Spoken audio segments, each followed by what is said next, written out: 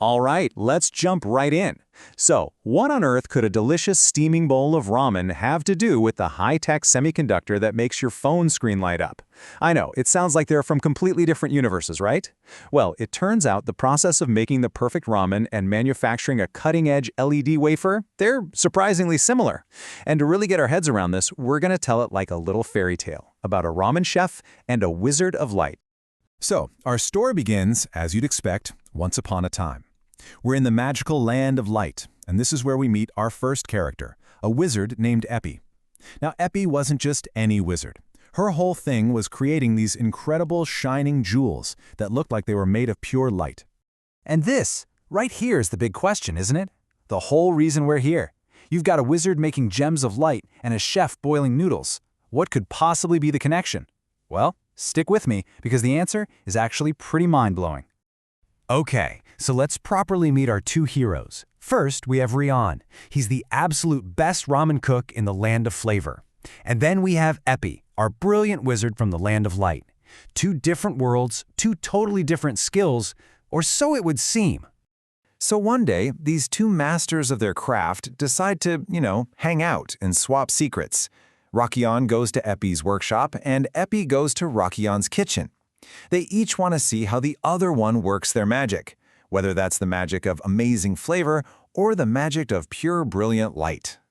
So, let's get into the first step, and this is where you start to see the overlap. For any kind of masterpiece, you have to start with a perfect canvas. And for both our heroes, the foundation for their creation, whether it's flavor or light, it starts in the exact same way. And we hear it straight from them. Raon says, to cook delicious ramen, you need a clean pot first. Makes sense, right? Anything left in the pot, and you've ruined the taste. And Epi immediately chimes in, it's the same for me. To make her jewels shine, she needs a perfectly clean, flat dish. Even one tiny speck of dust could ruin the whole thing. So here's the first major connection. Raon's clean cooking pot is basically the same thing as Epi's sapphire substrate. One is the base for flavor, the other is the base for light.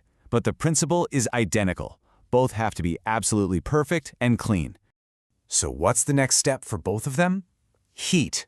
A whole lot of it.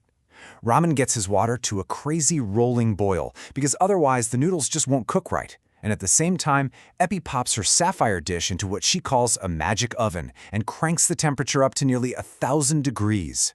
This crazy heat is what makes her magic dust work perfectly. All right, our canvases are prepped, they're super hot, and now it is time for the real magic. This is the moment of creation, where our chef and our wizard start adding their key ingredients. And check this out. Another parallel.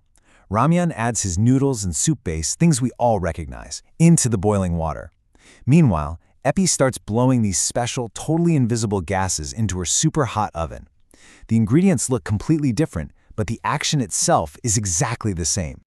So let's just lock in that second analogy. For the ramen, the ingredients are the noodles and the soup base. For the LED, the ingredients are something called precursor gases, like gallium and nitrogen. They're just the core building blocks that are going to transform into the final product. So you might be asking, what in the world are precursors? Well, just think of them as invisible, gassy ingredients. That's it. When these gases hit that crazy heat inside the oven, they have a chemical reaction and just settle down onto that sapphire dish, building up a super thin film, one tiny layer at a time. Okay, now we're getting into the really tricky part. See, it's not enough to just throw the ingredients in. The real art for both flavor and for light comes from creating a perfect harmony of layers. Just look at what's happening. Raon is carefully lifting his noodles, making sure that delicious broth soaks into them perfectly. It's all about combining the noodle and the soup. At the very same time, Epi is carefully controlling her gases, stacking them in these ultra-precise layers. For Raon, it's about flavor. For Epi, it's about building the perfect crystal structure that can give off light. Now, this incredibly precise stacking that Epi is doing, it actually has a pretty fancy name, epitaxial growth. But all that really means is you're growing a new crystal by stacking layers that are literally atom thin, one by one, on top of your base. You have to get this crystal structure just right, or it won't be able to emit light properly. And you know how Epi describes it? She says, it's like making a layered rice cake. There are 3 essential layers she has to build. First, you've got the N-type layer. that's where the electricity flows in. Then you've got the active layer, this is the magic one, the part that actually creates the light. And finally, the p-type layer, which is where the electricity flows out. It's a perfect little light-making sandwich. So, after all the cleaning, the heating, and that super careful layering, we finally arrive at the moment of truth. It's time for the final reveal, where both of our creators get to show off their masterpieces. And here they are, the finished products. Raon serves up a beautiful bowl of ramen that he says has the taste of happiness. At the same time, Epi takes her creation out of the oven. And when a little electricity passes through it, the whole wafer glows with this amazing, radiant light. They both totally nailed it. And in that moment, they look at each other and it all just clicks. This quote says it all perfectly. The ingredients may be different, but applying heat to a clean vessel and layering them with care is exactly the same. That is the big aha moment. So, it turns out they were basically on the same quest the whole time. Raon creates what you could call a crystal of flavor by getting the harmony of water, fire, and ingredients just right. And Epi creates a crystal of light by mastering the harmony of her substrate, heat, and gases. Two totally different paths leading to the same goal, growing the perfect crystal.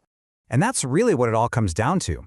This simple little story shows us how a super complex scientific process can be found in something as ordinary as cooking a meal. Which kind of leaves you with one last thing to think about. If making ramen can teach us about how semiconductors work, what other incredible secrets are just hiding in plain sight in the simple things we do every single day?